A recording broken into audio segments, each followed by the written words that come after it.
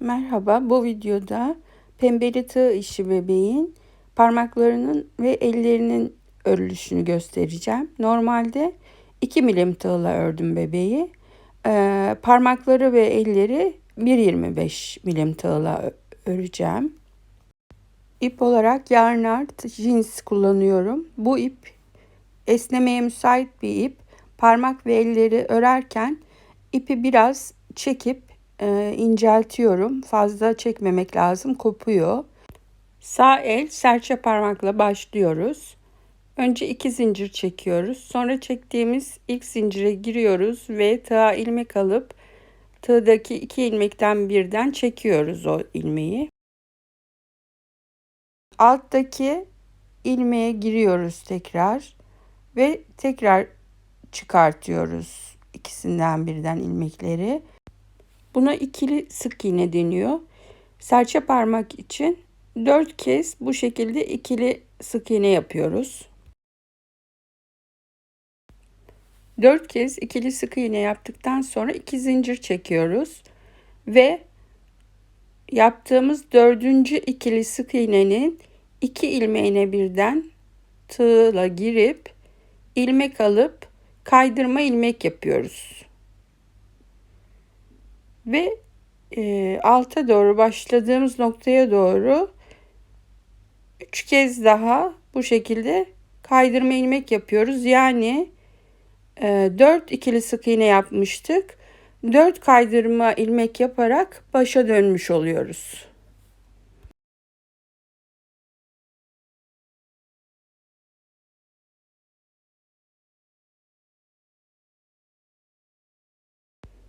Evet, serçe parmağımızı tamamladık. Şimdi 2 zincir çekiyoruz tekrar. Her parmak arasında önce 2 zincir çekeceğiz. Bu kez yüzük parmağımızı yapacağız. 6 kez ikili sık iğne yapacağız. 1 2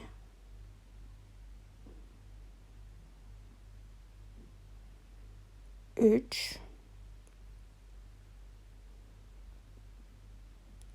4 5 ve 6. Kaç tane yaptığımızı anlamak için yan taraftaki ilmekleri sayabiliriz. Alttaki zincirler hariç 6 tane. Daha sonra 2 zincir çekiyoruz. Ve yine o ikili sık iğnelerin ilmeklerine girerek aşağıya doğru 6 kez kaydırma ilmek yapıyoruz. 1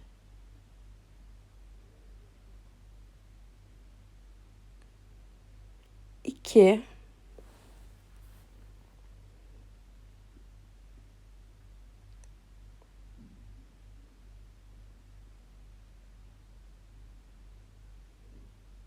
3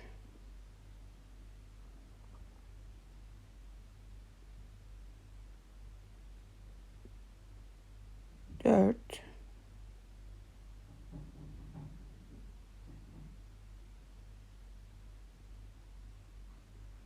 5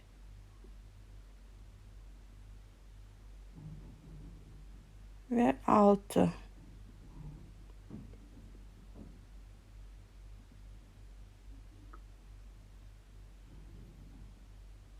Evet, serçe parmak ve yüzük parmağımızı yapmış olduk. Araya tekrar 2 zincir çektik. Bu kez orta parmağı yapacağız ve 7 tane ikili sık iğne yapmamız lazım. 1 2 3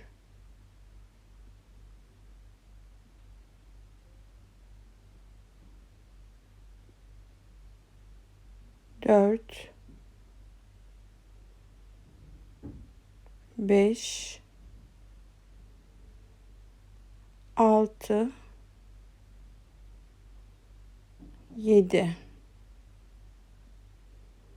2 zincir çekiyoruz ve 7 ikili sık iğnenin ilmeklerine girerek aşağıya doğru yine 7 tane kaydırma ilmek yapıyoruz.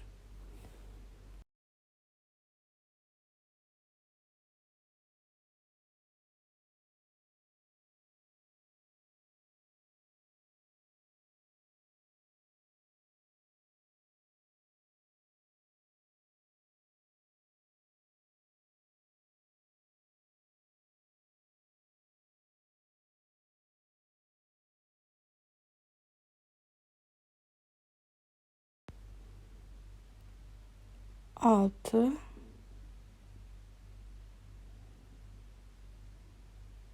ve 7.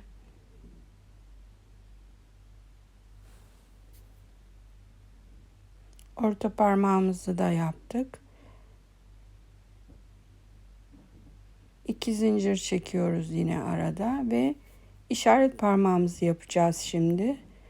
6 tane ikili sık iğne yapacağız. 1 2 3 4 5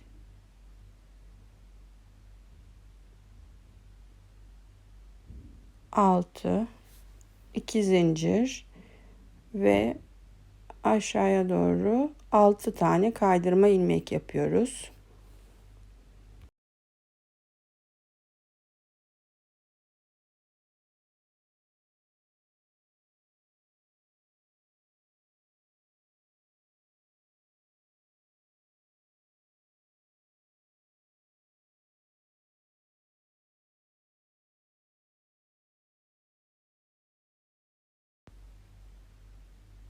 Beş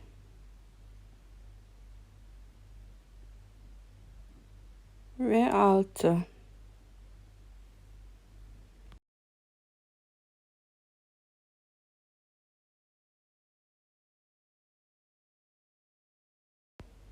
Evet, şimdi 4 parmağımızı yaptık. Şimdi el kısmını yapacağız. Şimdi parmakların arasında en uçtaki ilmekler var.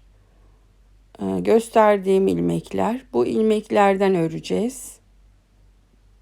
Bu parmak aralarına bu gösterdiğim ilmeklere ikişer ikişer sık iğne yapacağız. Önce bir zincir çekiyoruz. Sonra o sık iğneleri yapacağız. Parmak aralarındaki ilmeklere her ilmeğe 2 tane sık iğne olacak şekilde.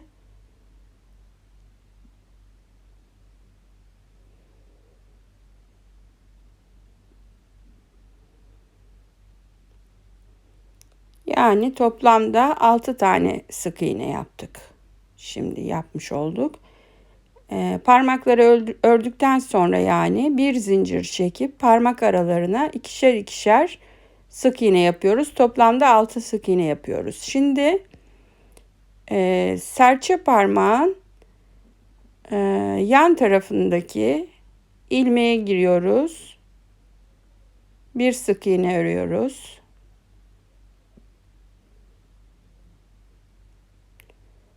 Ve serçe parmakla çeviriyoruz. Videoda gördüğünüz gibi. Şimdi yine parmak aralarına sık iğneler yapacağız. Önce serçe parmakla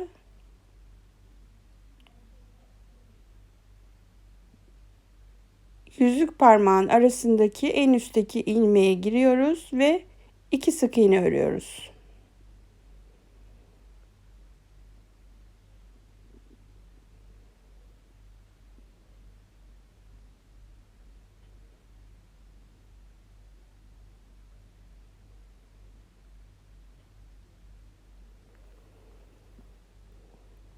Evet, şimdi yüzük parmağıyla orta parmak arasındaki ilmeği buluyoruz. Bu en üstte gördüğünüz şu ilmek oluyor. Ona 2 sık iğne örüyoruz.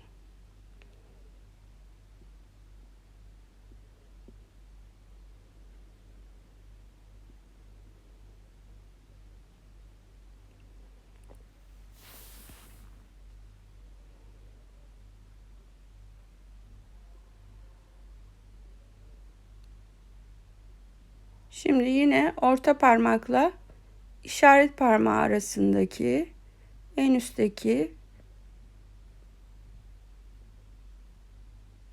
şu ilmeğe girip 2 sık iğne örüyoruz buraya da. Bu tarafta da toplam 6 sık iğne örmüş oluyoruz. Diğer tarafta 6 sık iğne örmüştük. Küçük parmağın yan tarafında bir sık iğne ördük. Bu tarafta da 6 sık iğne ördük. Yani toplamda 13 sık iğne örmüş olduk şimdiye kadar.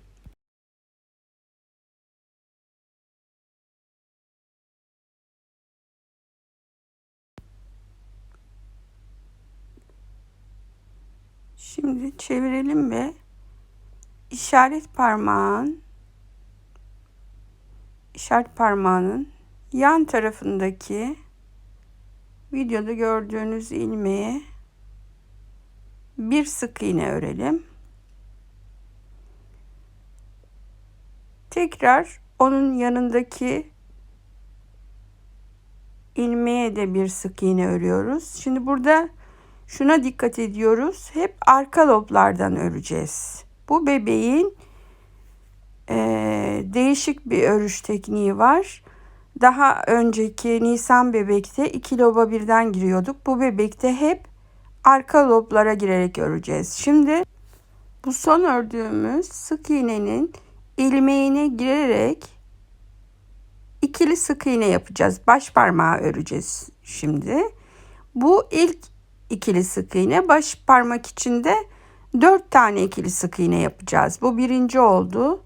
Şimdi yine sık iğnelerin ilmeklerine girerek örüyoruz. İkili sık iğneleri 2 oldu. Tekrar giriyoruz ilmeğe. 3 oldu. Tekrar 4 oldu. 4 tane ikili sık iğne yapmış olduk. 2 zincir çekiyoruz ve alttaki ikili sık iğnelerin ilmeklerine ikisine birden giriyoruz ve alta doğru bu kez 5 tane kaydırma ilmek yapacağız. Diğer parmaklarda kaç tane ikili sık iğne yapmışsak aşağıya doğru o kadar sayıda kaydırma ilmek yapıyorduk. Baş parmakta bir fazla kaydırma ilmek yapıyoruz. Yani 4 ikili sık iğne ördük. 5 kaydırma ilmek yapıyoruz baş parmakta.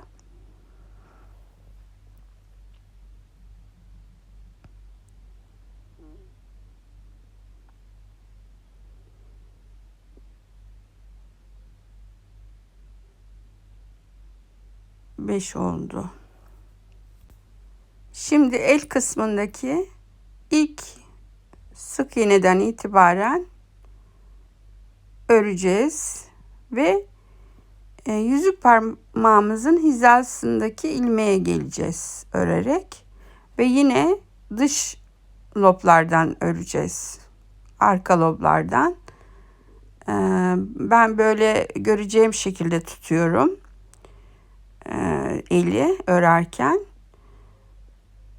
1, bakın arka loblara batıyoruz. 2,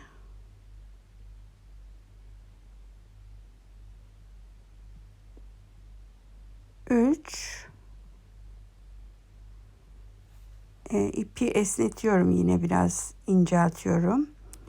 Çok fazla çekmeyin, kopabilir.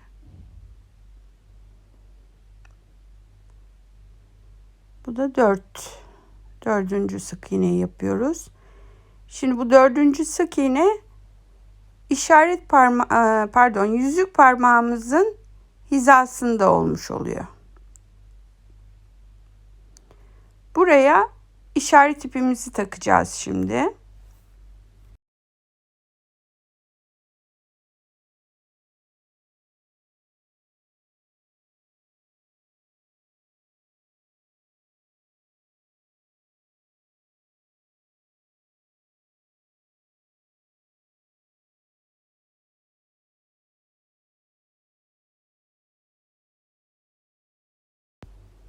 Tarif için kollarda başlangıç kısım oluyor burası. Buradan itibaren 1, 2, 3 diye sıra sayılarını sayacağız. Bu birinci sıramız oluyor yani. Birinci sıramızda önce 10 tane sık iğne örüyoruz. 1 oldu. Bu yan kısımdaki şu ilmeğe giriyoruz. 2,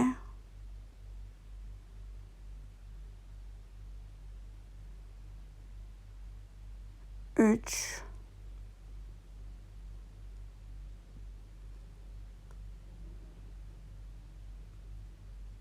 4. Hep arka loblardan batarak örüyoruz. 5, 6,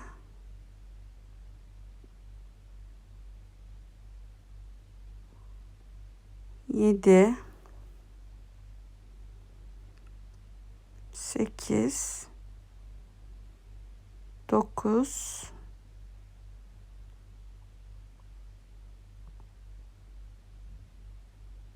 'Bakın baş parmağın hemen başlangıcındaki ilmek 10 oluyor. Evet, 10 sık iğne örmüş olduk. Şimdi elin iç yüzü tarafında 5 sık iğne öreceğiz.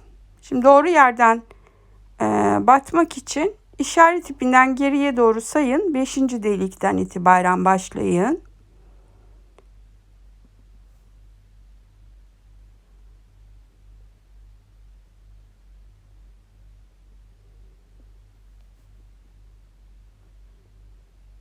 Bir,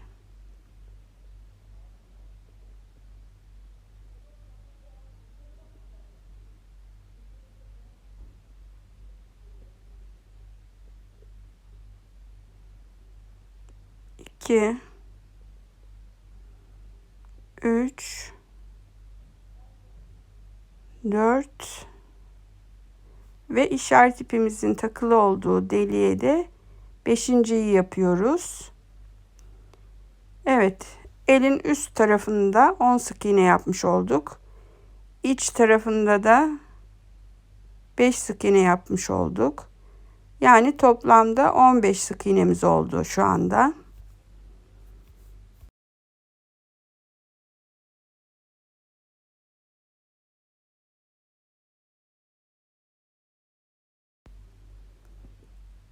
Şimdi işaret ipinden sonraki ikinci sıramızı örüyoruz. Önce 11 sık iğne örüyoruz. Arka loblardan örüyoruz gördüğünüz gibi.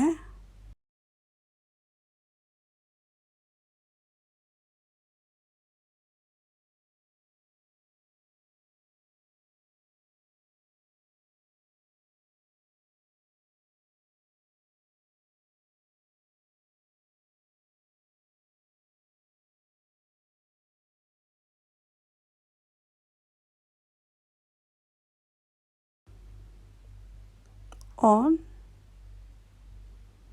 ve 11.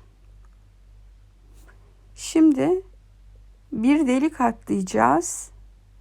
Bakın ilk deliği atlıyoruz. Sonraki deliğe bir sık iğne örüyoruz. Tekrar bir delik atlıyoruz. Şimdi bir delik atlayacağız ve işaret ipimizin takılı olduğu deliğe bir sık iğne örüyoruz. Yani 2 eksiltme yapmış olduk. 2 delik atlayarak bu sıramızda toplam 13 sık iğnemiz olmuş oldu.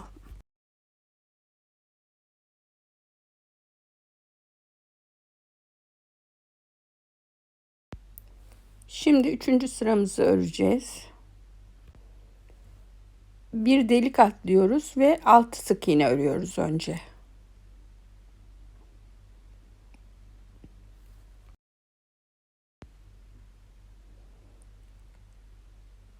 Dört, 5, 6. Arka loblardan örmeyi ihmal etmeyelim. Şimdi 6 sık iğne ördükten sonra tekrar bir delik atlıyoruz ve bir sık iğne örüyoruz. Sonra tekrar bir delik atlayıp bir sık iğne örüyoruz. Ve tekrar bir delik atlayıp işaret ipimizin olduğu deliğe bir sık iğne örüyoruz. Yani 6 sık iğneden sonra 3 tane delik atlamış olduk. Başta da bir delik atlamıştık. 4 sık iğne eksiltmiş olduk bu sırada. Yani 9 sık iğne toplamda örmüş olduk.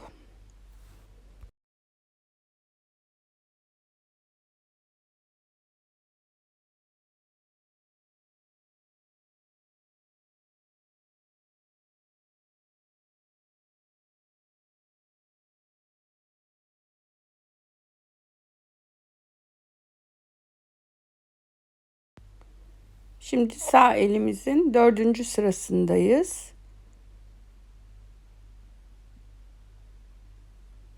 Yine önce bir delik atlıyoruz ve 6 sık iğne örüyoruz.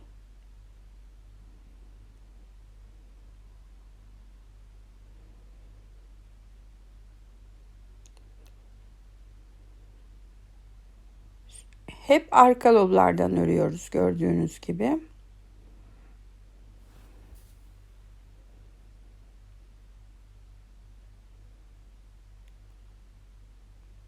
Ve 6. 6 sık iğne ördükten sonra tekrar bir delik atlıyoruz ve işaret ipimizin olduğu deliğe bir sık iğne örüyoruz. Yani toplamda 7 sık iğnemiz oldu bu sıramızda da. Sağ elimizi örmüş olduk.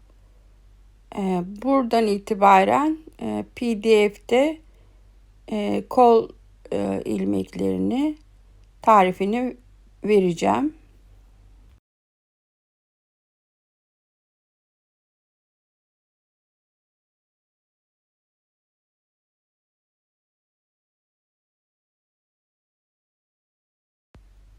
Şimdi sol elimizi örmeye başlıyoruz.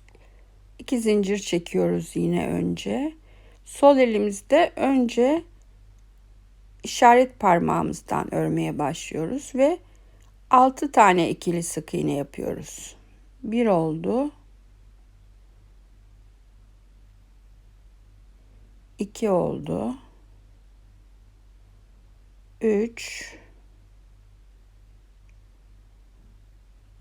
4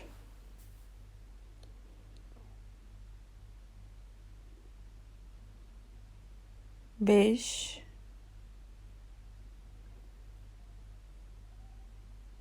ve 6.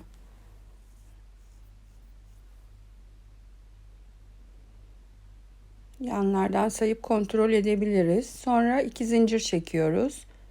Ve o 6 ikili sık iğnelere girerek aşağıya doğru 6 tane kaydırma ilmek yapıyoruz.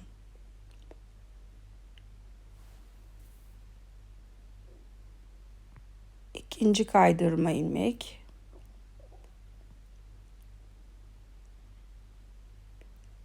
Üç.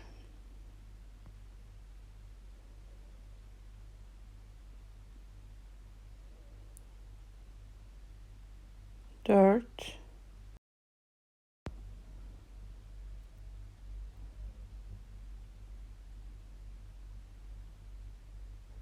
Beş.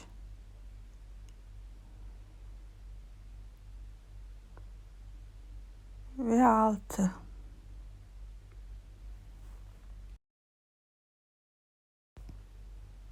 Evet, sol el işaret parmağımızı yaptık.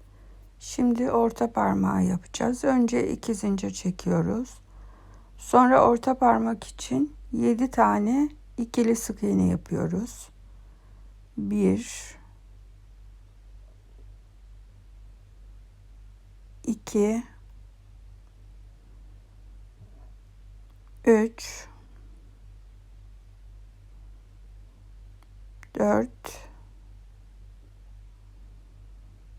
5 6 ve ve 7.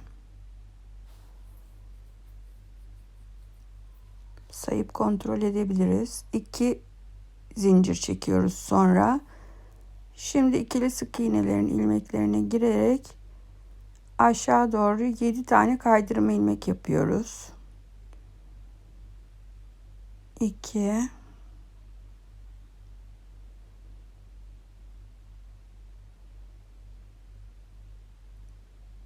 3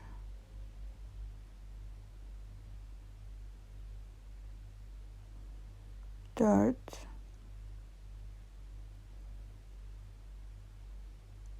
5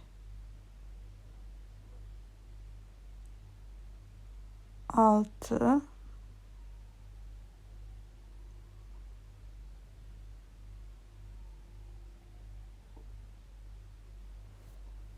ve 7. Sol elimizin orta parmağını da bitirdik. 2 zincir çekiyoruz. Şimdi sol elimizin yüzük parmağını örüyoruz. Yüzük parmağı için de 6 tane ikili sık iğne örüyoruz önce.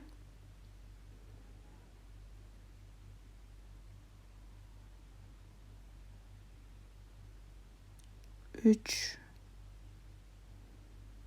4, 5, 6,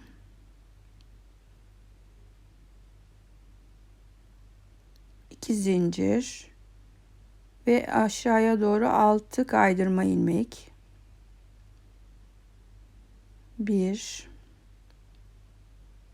2,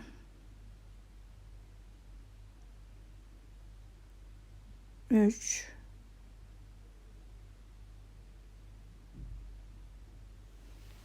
4, 5 ve 6. Sol el yüzük parmağımızı da ördük. Şimdi küçük parmağımızı öreceğiz. 2 zincir önce ve küçük parmak için de 4 tane ikili sık iğne örüyoruz. 2 3 4 2 zincir ve ikili sık iğnelere girerek 4 kaydırma ilmek.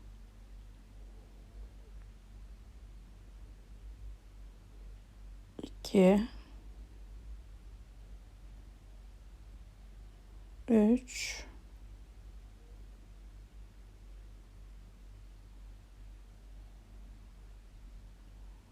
ve 4.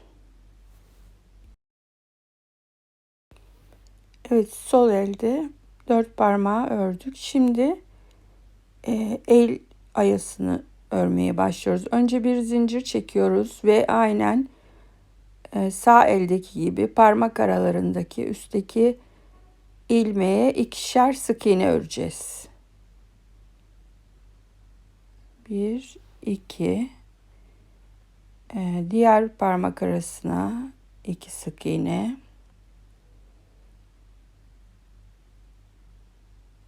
Diğerine de 2 sık iğne. Toplamda 6 sık iğne ördük. Şimdi işaret parmağının yan tarafına bir sık iğne örüyoruz.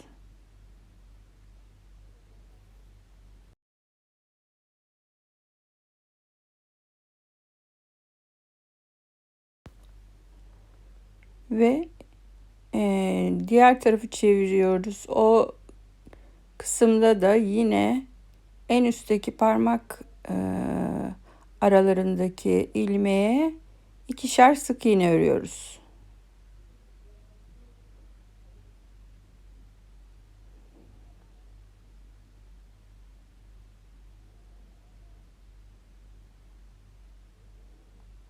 Bir, iki,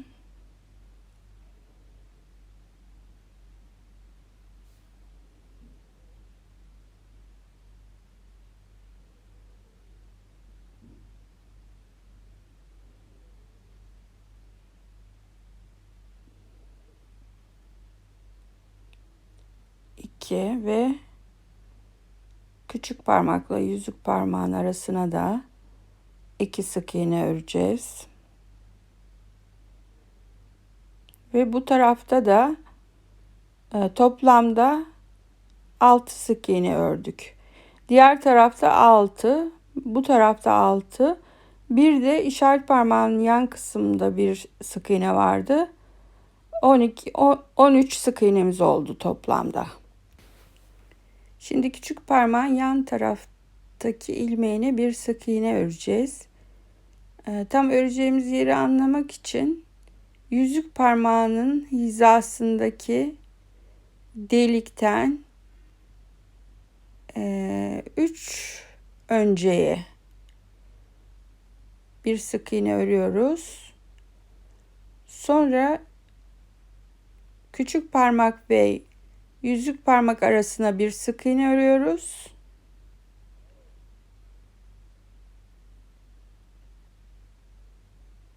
Ve yüzük parmağın hizasına da bir sık iğne örüyoruz. Yine yüzük parmağın hizasında ki bu ilmeğe işaret ipimizi takacağız.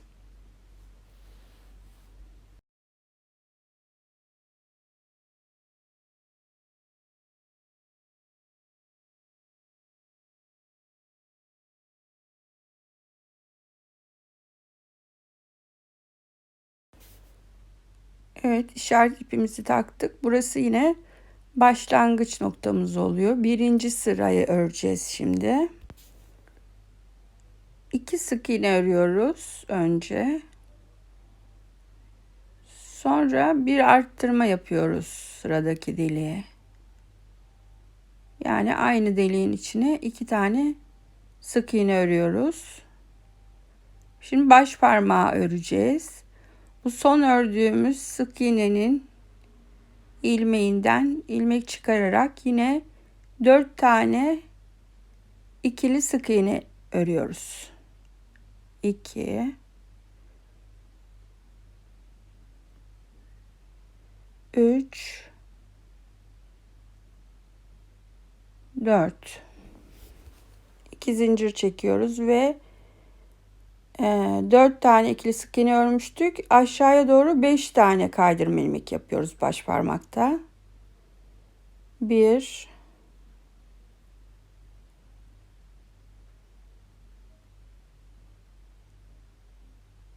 2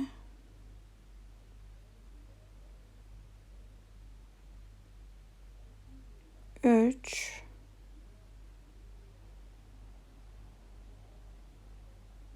4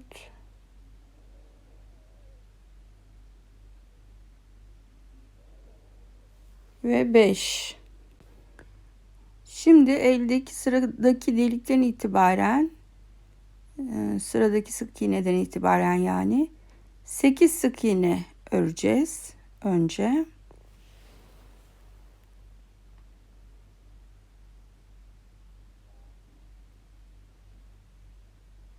2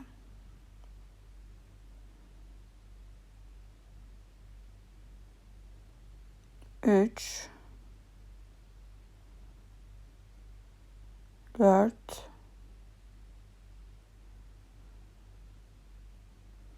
5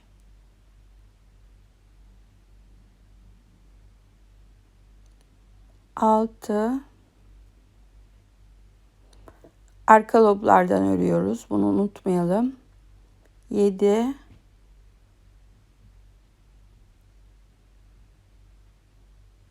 8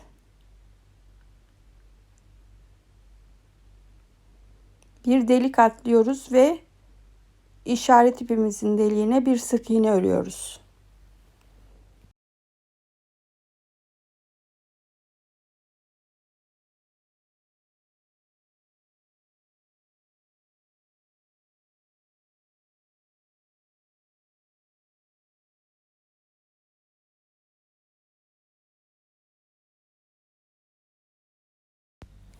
Şimdi ikinci sıramızı öreceğiz.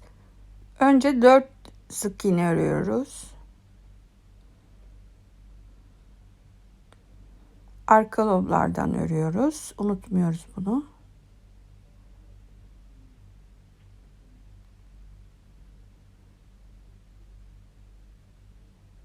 Dört. Şimdi baş parmağın diğer tarafındaki köşede kalan ilmeğe bir sık iğne örüyoruz.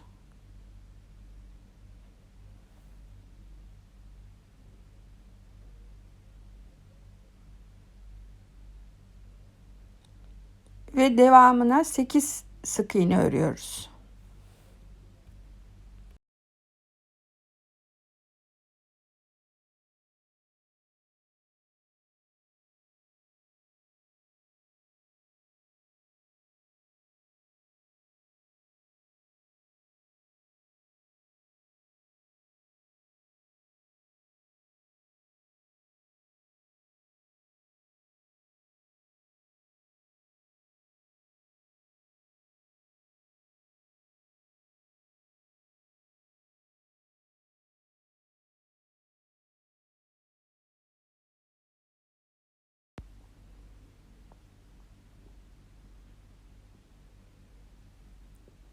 Toplam 13 sık iğnemiz oldu bu sıramızda.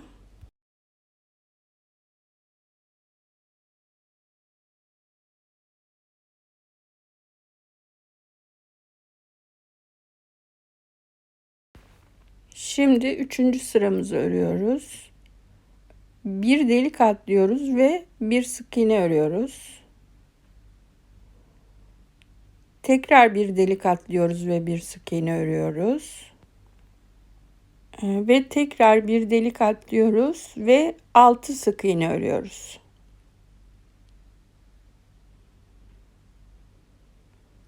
Bir, iki, üç, dört,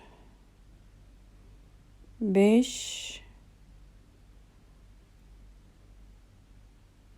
6. Şimdi tekrar bir delik atlıyoruz ve bir sık iğne örüyoruz.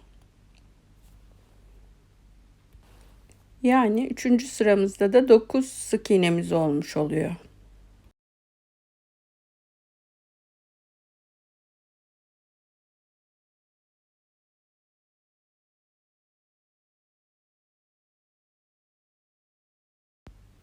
Şimdi 4. sıramızı öreceğiz. Önce bir sık iğne örüyoruz.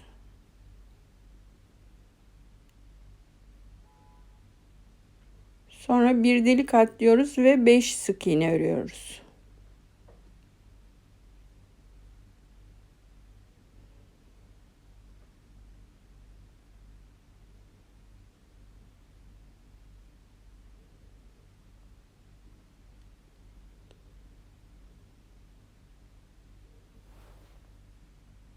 Dört, 5 ve şimdi bir delik atlayıp bir sık iğne örüyoruz. Evet, bu sıramızı da tamamladık. Toplam 7 sık iğnemiz var şu anda. 2 eli de örmüş olduk.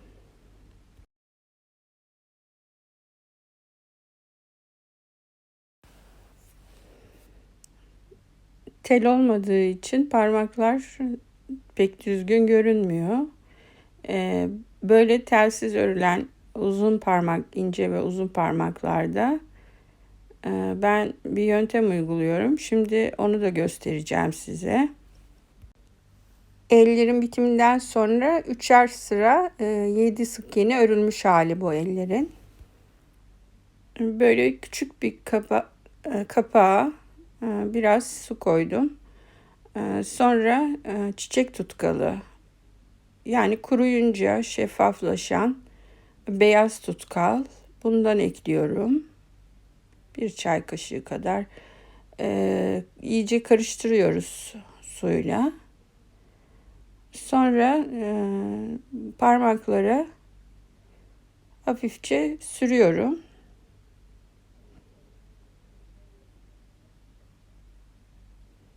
Biraz yedirmek lazım parmaklara.